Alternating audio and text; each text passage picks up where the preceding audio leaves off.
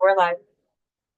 All right, welcome everybody to House Energy and Digital Infrastructure. It is Friday, February 27th, and we are approaching home plate, I think, on our testimony on our committee bill 260781, an act relating to miscellaneous public utility subjects. And we are going to be joined by Darren Springer. Thank you so much for coming on short notice. I'm Representative Kathleen James from Manchester. Scott Campbell from St. John. Here's tomorrow, Wyndham, Windsor, Benton, Michael Southworth, Caledonia, to Christopher Howland, Rutland, Florida. Derek Torrey, Washington too. Laura Sabelli. Great. And in the room, Caitlin Brett, Action Service. super. Jonathan Wolf from Kuma Piper on behalf of Burlington Electric. Great. Amber with Mayor Burlington Electric. Great. Darren, thank you for being here. Of course. So I understand there was some testimony yesterday, and it's helpful for me to come in and provide some additional testimony. I know I've been with you, I think, on the 23rd of January and the 18th of February on this concept of extending the pilot authority that we've had since 2021 in one way or another to utilize some of our efficiency funds in more innovative ways. I understand as well that there was a concern raised by the PUC that there hadn't been discussion of docket 25-1094. The reasons that we didn't get into detail on docket 25-1094 is it's not specifically related to the request that we made. And there are contested cases that happen at the PUC where the PUC acts as a quasi-judicial legal entity and where there are a variety of legal procedures and, it's treated more like a court. This 1094 is not a contested case. It is an uncontested case, and it does not specifically just involve BED. It involves every utility, a variety of efficiency service providers, CAP agencies, and others. And it's intended, as I understand it, to support better coordination between the Tier 3 program broadly and the efficiency programs broadly. Our participation in it, so as an uncontested case, it's more like a policy thinking docket as opposed to a legal procedural docket. I could certainly understand there being a concern if there had been a specific PUC docket that was investigating our pilot funds, and that was a contested docket, and we didn't raise that with you. I can understand that concern. This is not the case here.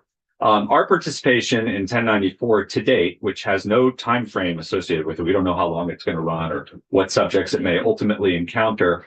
There was a workshop that a variety of utilities and participants were in, and it was focused appropriately, in my view, on equity and on how we ensure that CAP agencies and other partners are working with the utilities on the various programs, the efficiency programs, the Tier 3 programs. It was not specifically related to this pilot extension. We also had an opportunity to submit straw proposals. And in our straw proposal, we did submit one.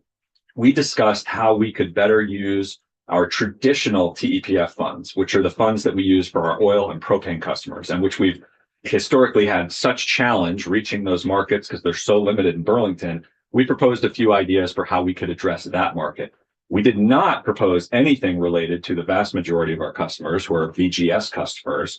That's what we proposed here in this committee. And the reason we didn't raise it in the PUC workshop is they don't have the authority to change statute. You do. We're here because this is the forum where we can decide, is this pilot going to be extended or is it not? The PUC cannot give us that authority. If they could, we would have raised it there. Further, I want to be really, really clear. There is a docket where this is an issue. It wasn't discussed in testimony yesterday, but we've discussed it. And that's our demand resource plan docket. And that's where we set the 3-year budgets for the efficiency utilities.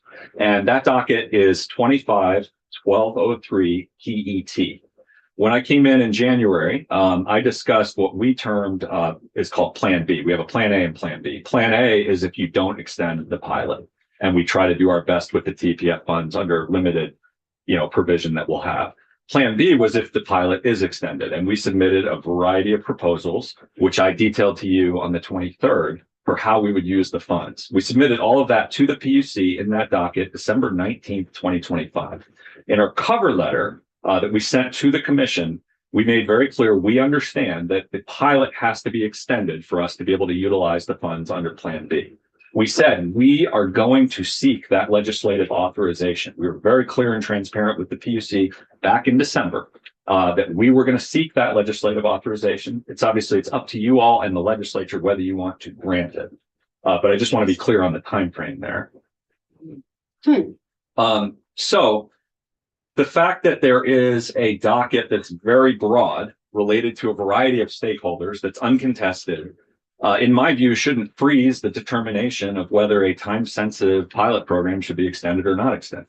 If we were to wait until that docket's closed, we'd probably lose a year or more of time in our next advanced resource plan. And we want to make sure our customers are served as best as possible with programs starting January 1. So that's why we brought it to you. And that's why we didn't raise it in the PUC docket. And we didn't even see, there's some topic overlap, I suppose, but we didn't see the tight relationship between these two things. We think that that docket is dealing with a broad variety of issues. And we think that this pilot proposal, which we were clear with the PUC we were going to bring forward, is very discrete and deals with a particular issue unique to BED, because we are uniquely served already, most of our customers by a regulated fuel and not unregulated fuel. And so we have limited opportunities with our TPF funds to serve our customers. The department, I know, has acknowledged that as well. And that's been a longstanding issue.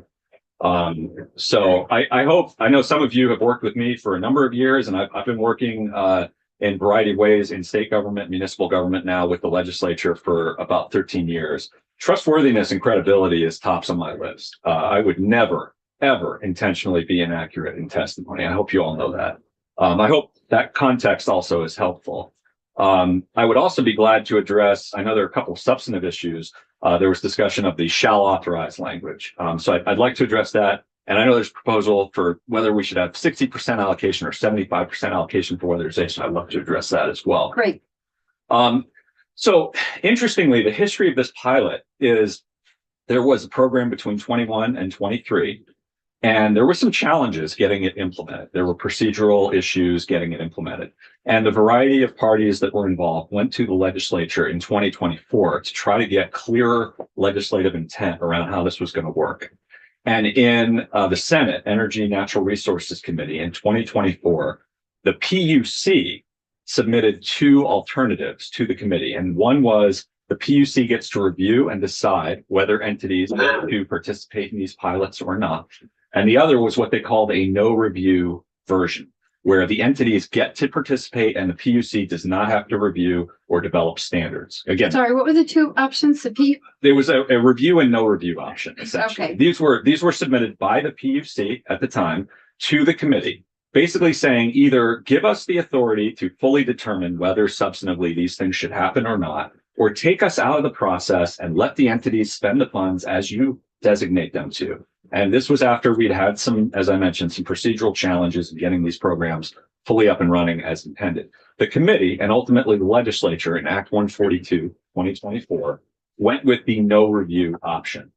So the language that was proposed here is not actually language that we thought about from S65, which was a bill from last year. It's actually a concept that we were borrowing from the existing pilot and was originally a PUC proposal, one of two, that basically said either have review or don't have review. The current paradigm is that there's not review, that we're able to submit our plans and they don't go through a substantive determination of should you be allowed to do this or not do it.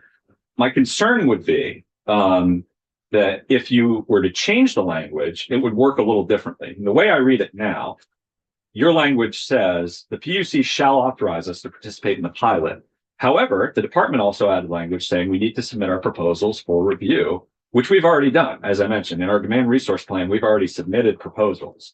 And we would update those proposals if you pass this legislation because some of the terms would have changed.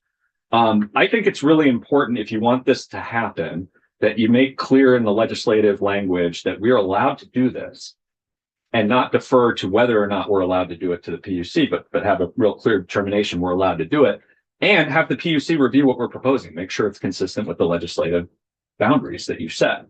I understand in testimony yesterday from the PUC, there was a suggestion you could get rid of this whole section and that would be fine, but that would leave our customers without any options for utilizing the majority of our TPF funding. Our customers will lose out on dollars that are allocated to them because we won't be able to use them.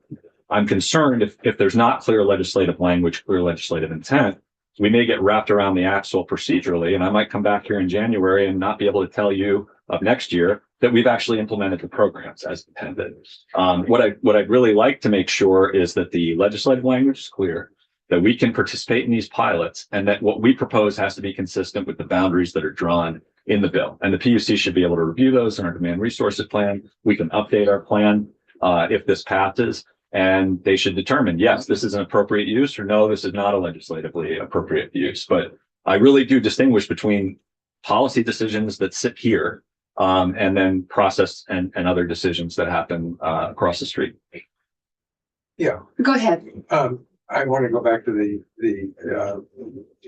review thing, shall review versus don't Yes. have to review. Yes. It looks to me like the proposed language from Greg would change it from a required review by the PUC to a not required review. Is that, am I missing something here? I mean, I'm not really. Apparently I am. I'm not certain.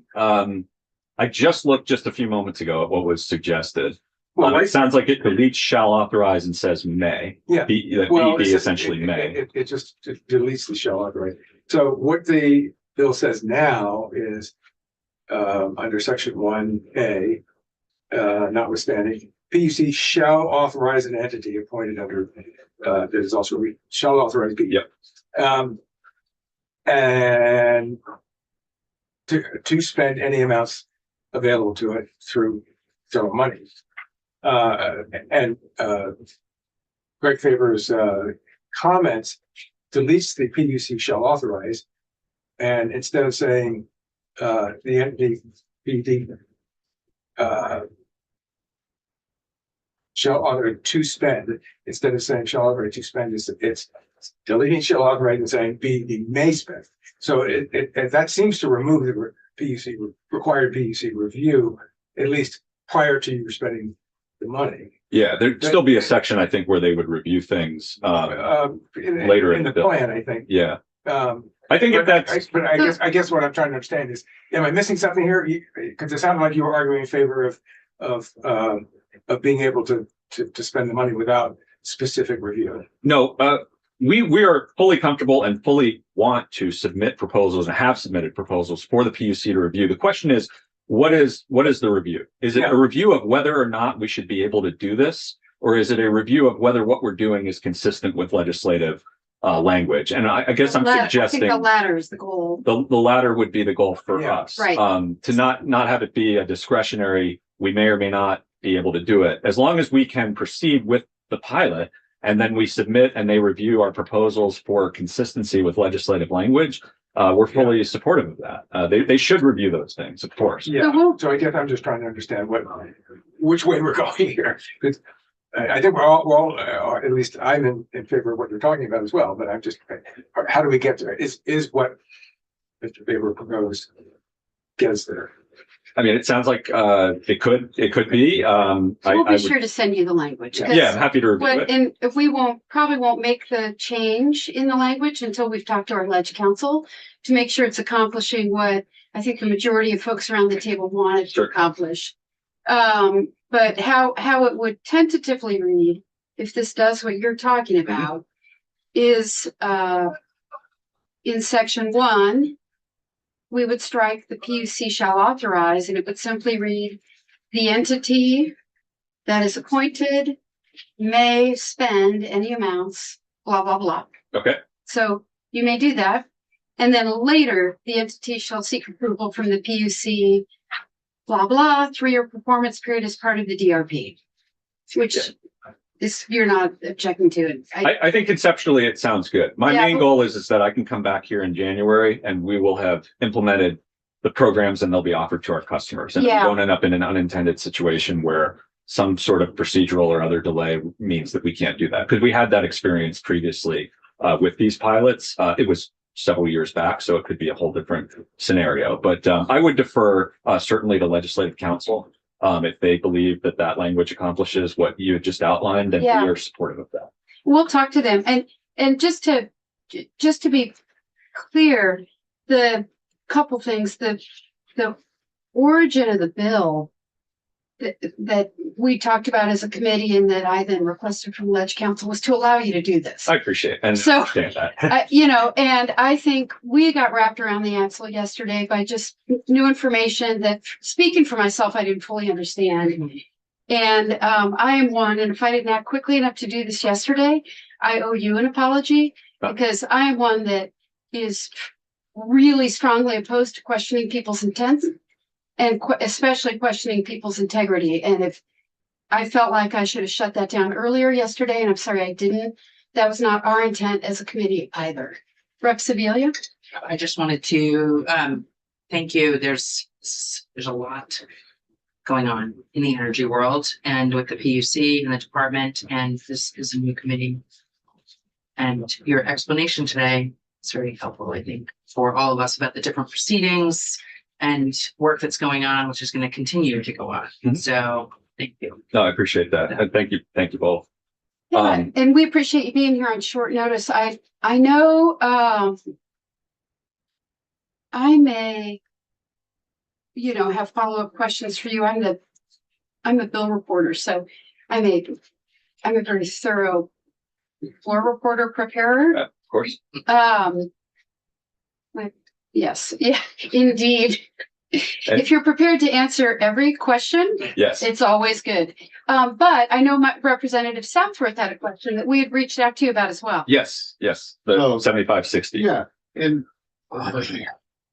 just to give it a little background, I believe, and I think you believe, that weatherization is the foundation for efficiency.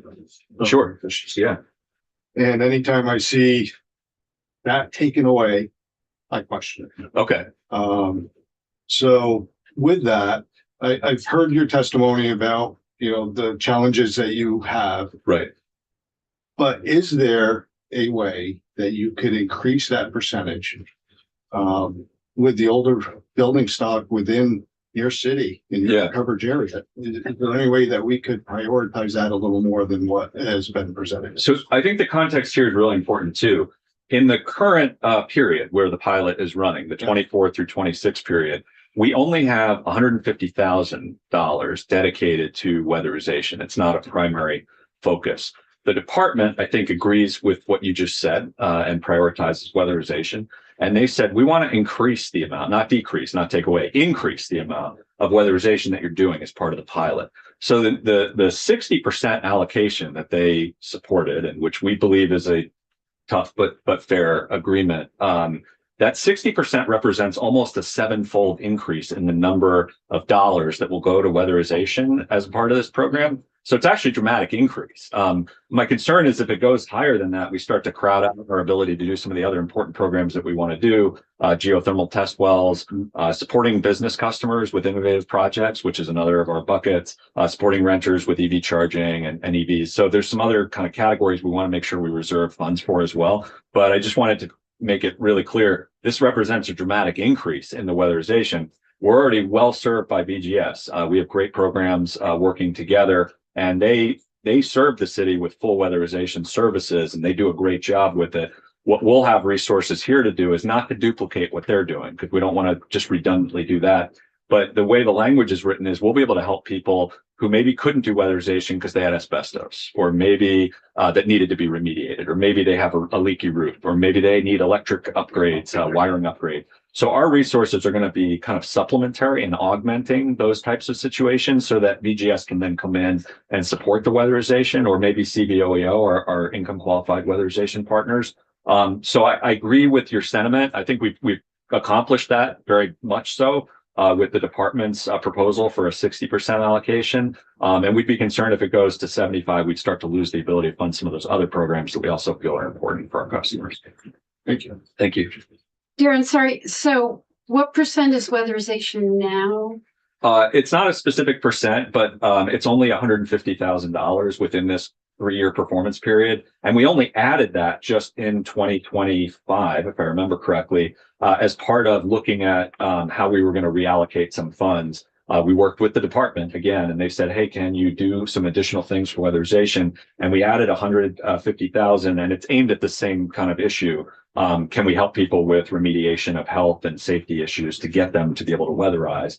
Under the new proposal that you're looking at, the 60%, I believe we have roughly 1.7 million projected in TPF funds for the 27 through 29 period. So I believe math is not my strong suit off the bat, but I believe that's close to $1 million that would be allocated to the thermal efficiency and weatherization. So almost a 7-fold increase from what's being currently Okay, allocated. that's what I was getting at. So you're going from 150 from to a $1 million. newish 150 Yeah, to a 1.7 million, sort of by working with the department who was wanting you to. yeah, 60% of Your that weatherization. 1.7 is going. 60% of 1.7. Correct. Just a shade over 1 million will go to weatherization. That's correct. People who do math in real time. Yes, I'm always leery of that. A but it a does. miracle to me. Or were you using a little calculator? I was using, The one in your head? using a bio calculator. Okay, yep. Rep Tori, I don't know if you already shared this with us, but do you have a set amount that will go to low income customers? So within the language of the bill, at least 60% of the 60% starts to get 60%. confusing, but Got it. so 60% of the roughly 1 million is aimed at helping income qualified customers, helping with those abatement issues, even helping with the electric panel programs, which is something we proposed as part of this. We really want to help income qualified customers when they have an electric panel issue or a wiring issue, and if it's stopping them from doing an efficiency project, we want them to be able to do it. So that's 60% of that allocation. The language requires to go to income qualified customers. 60% of the 1.7. Correct. Yeah. No, 60% of the 1 million. Of the 1,020,000. So perhaps roughly 600,000 ish would be for those different purposes that were outlined, including the income qualified customers. What was the 1.7 million? That's our total funding projected in the 27 through 29 timeframe. And so to break it down, roughly 1 million or so would be for the thermal efficiency and weatherization under this bill. And the remainder would support our geothermal program, our EV charging, our commercial custom program, EV programs, et cetera. Okay, 1.7 million, 1 million is weatherization, and the rest that's is to that's your other stuff. That's your allocation to EPF. Proposed for the 27 through 29 Yes. timeframe under this bill. Yes. 60% of the 1 million. Okay, Those were suggestions from the department, which we now support. okay. Do folks have other questions for Darren? I don't know that we need, we like written testimony, I know. If you have a chance, But to just share what I've shared today, yeah, I can send that over. No problem. it's just helpful to refer to later. Certainly. Okay. Do we have other questions for Mr. Springer? Thank you for being here. Thank you. Thank you. We Yeah, appreciate it. really appreciate it. Thanks, Darren. Thank you. All right, changing topics. Let's go to H753. Is Maria here? No.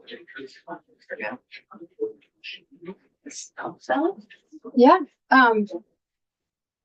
Was she, are we expecting her? Oh, here we go.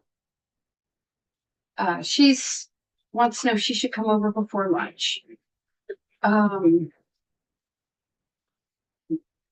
just say we're starting now with Eric. Come if you can. Yeah. Or should I say her log on Zoom? Yeah, either one. I sent her the link, so. Okay. Great. Oh, she's gonna join us on the Zoom. Okay, super. Here she comes. All right.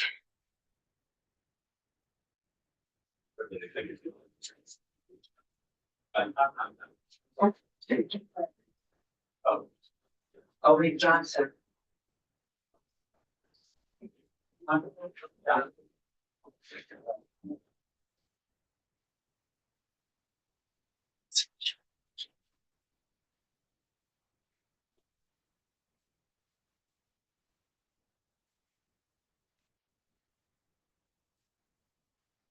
Maria, are you here?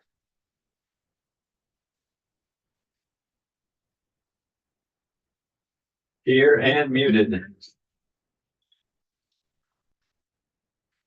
All right, well, Maria gets situated. Garrett, yeah, do you want to just kick it Yeah. off? I'll just say, we left things a little confused when last we discussed this bill about how will we, approach, a directive for the PUC to consider the high heat days, without actually asking for a rulemaking. So we got help from Maria in crafting that, that this will now address. And then the other thing that kind of emerged, was a sense that, there is some data collection around this happening at the PUC level. We heard monthly reports. But I felt like overall the legislature is kind of out of the loop on the data. It's not showing up in any annual reports that we receive from the department, for example. So I thought that this might be a good time to think about that. What kind of look do we want from that data that's being collected and other Oh. data? So yeah, that's the motivation, and that's all based on, you know, some of the testimony we had been taking and hearing. Great. Yeah. So, you have, and I know I've know from your emails, Rep. Torrey, that you've been checking in with various stakeholders and trying to get consensus and stripping things out and stripping things down. And, so you have a revised draft, that brings it down to the part of the matter. And I think you had asked that we hear only one more snippet of testimony. Yeah, I mean, we might need to hear from the PUC potentially, if they have any thoughts. It could Okay. be through writing.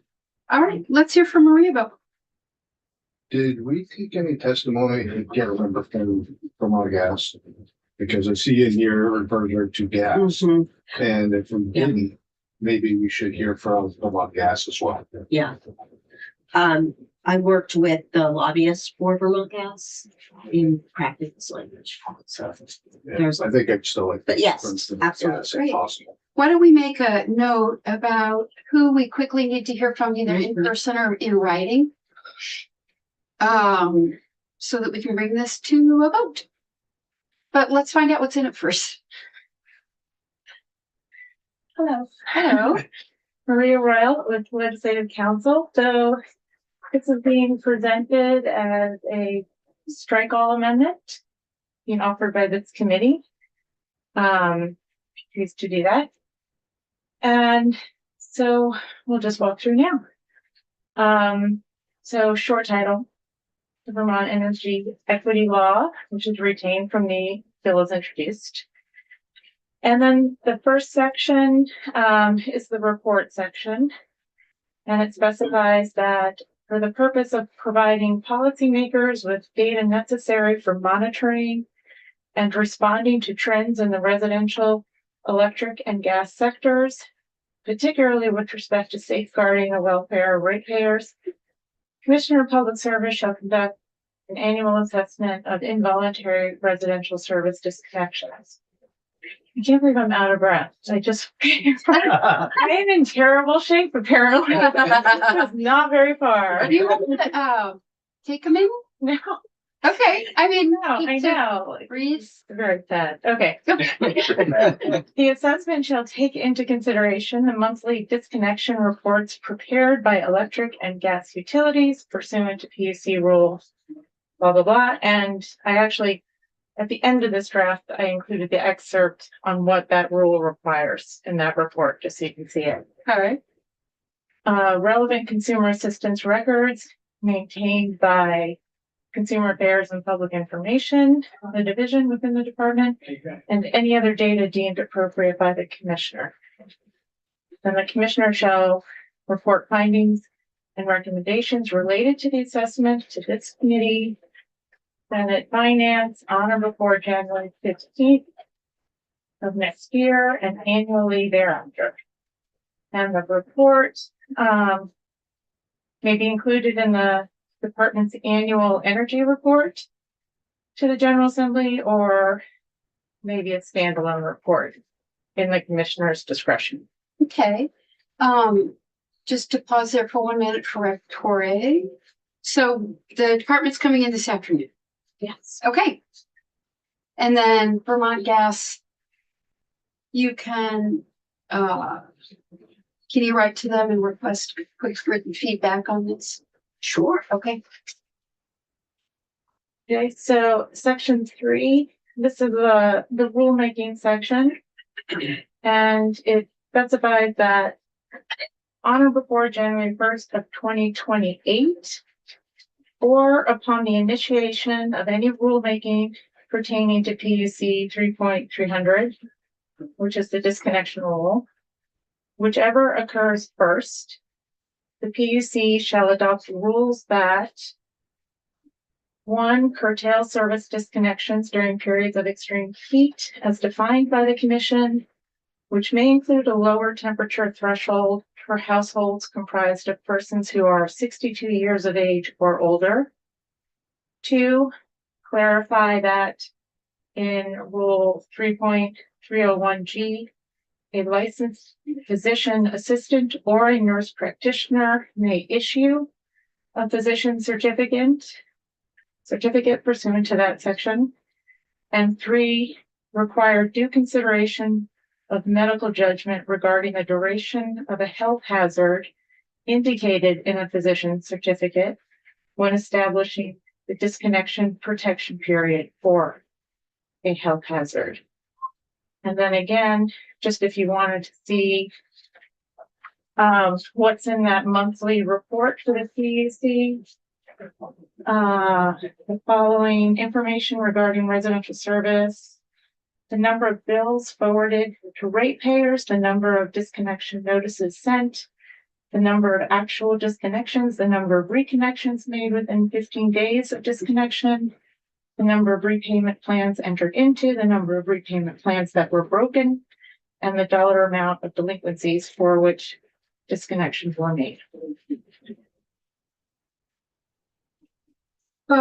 Just to refresh my memory, so we had talked about timing. So I know these are the rules that were last updated in like 2024, right?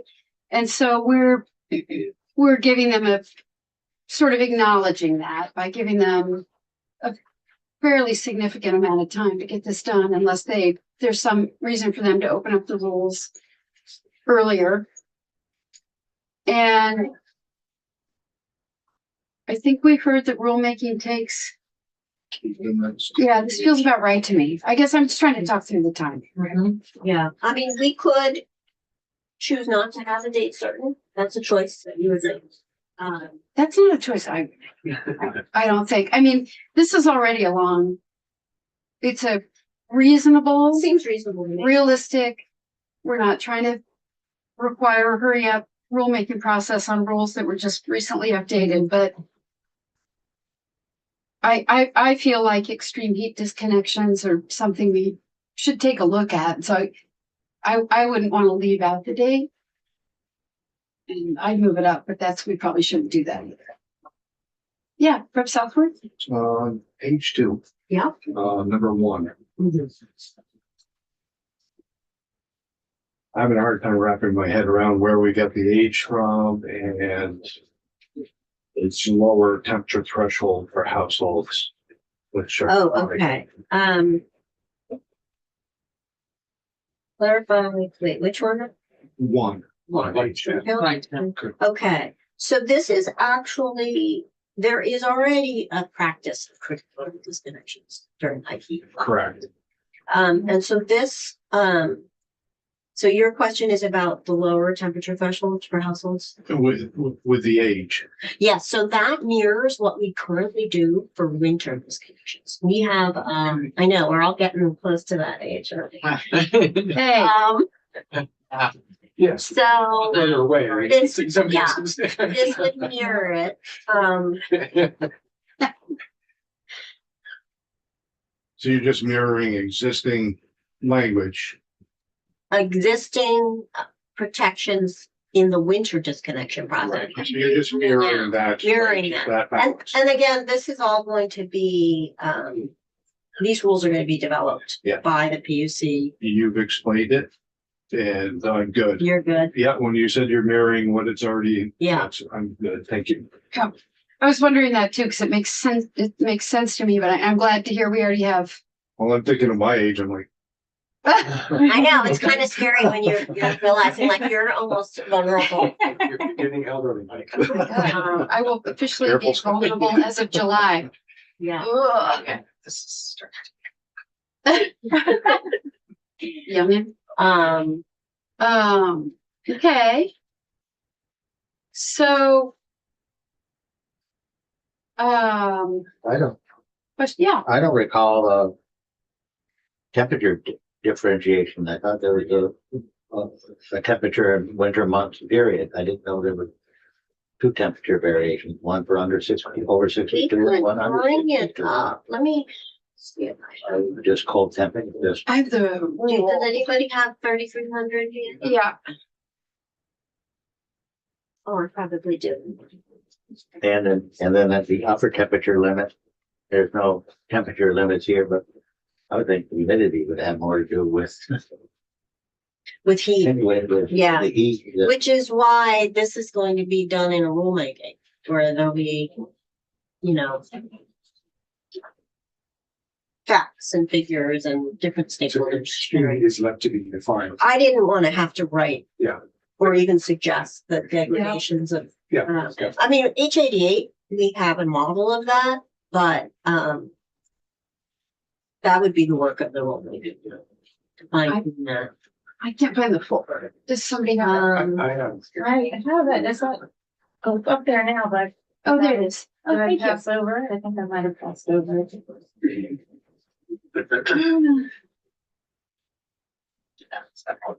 You giving me the record?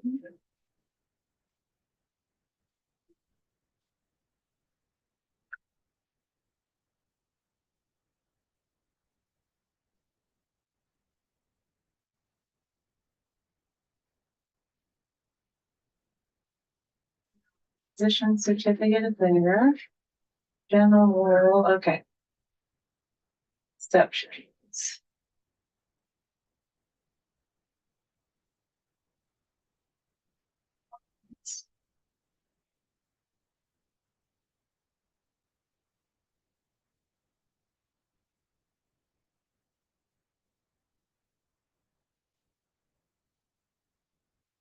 Am I missing one?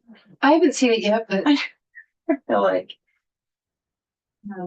It's just the notice. I feel like we're in the procedure, the timing thing Right. now. Yeah. Wait, Right. Oh, here we go. That's your disc. Here we go. Winter, right? Okay. Phew. All right.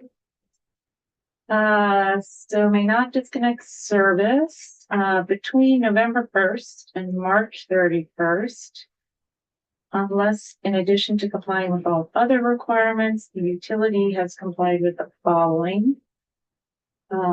Made a reasonable attempt to orally contact the customer within 96 hours in advance of any planned disconnection. Utility may use alternative forms of communication. Additional contact must be made within 24 hours of a pending remote disconnection. Okay, contact. Yeah, it's on the page, bottom of page 8, beginning of page 9.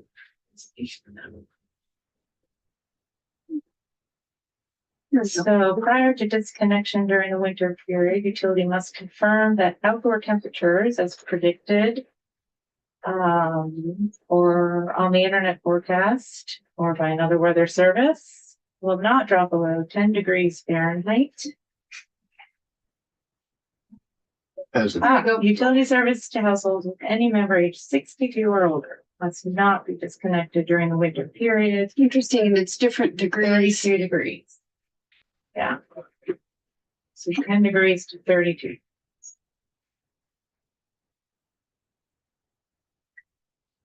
And so for the summer, there wouldn't be, I mean, maybe they'll consider it, but there wouldn't, you know, it's going to rely on that weather data.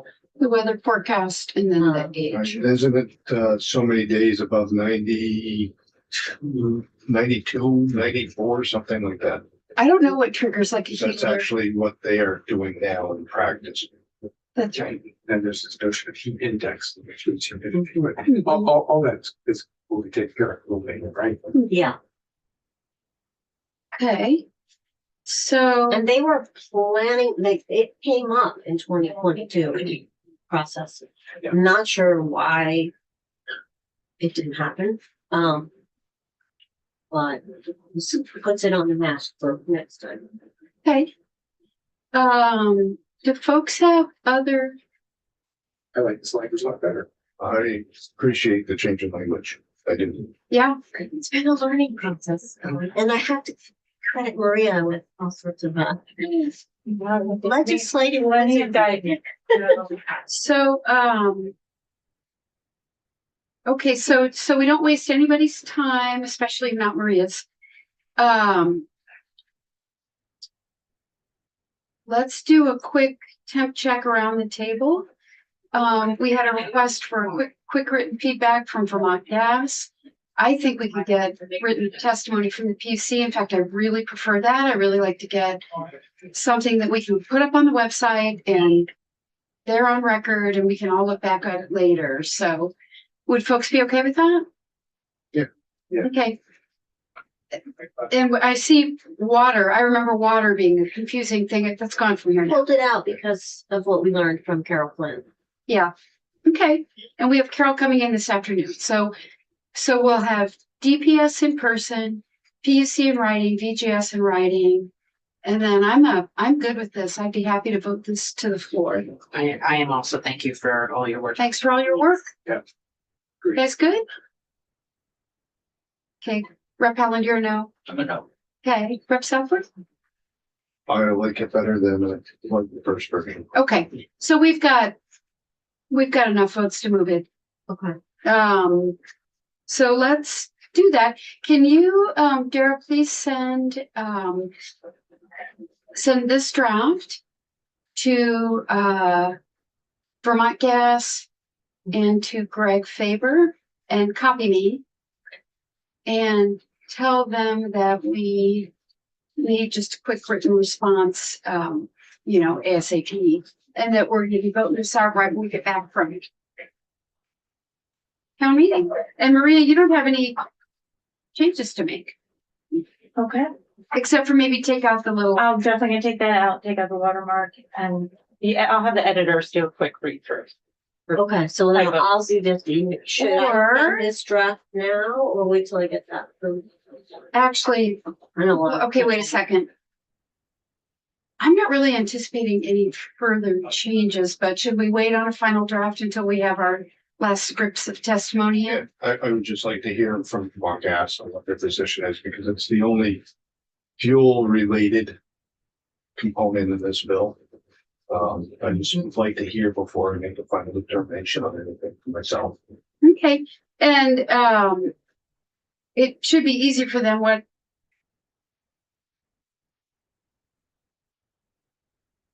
Sounds good, Okay. but I'll impart a get that. sense of urgency, if Okay. you may. Great. All right. All right. So I guess hold off, Maria. Okay. You know, but Jared, this is good to send. Yeah. To them. Okay. We can go off live. They can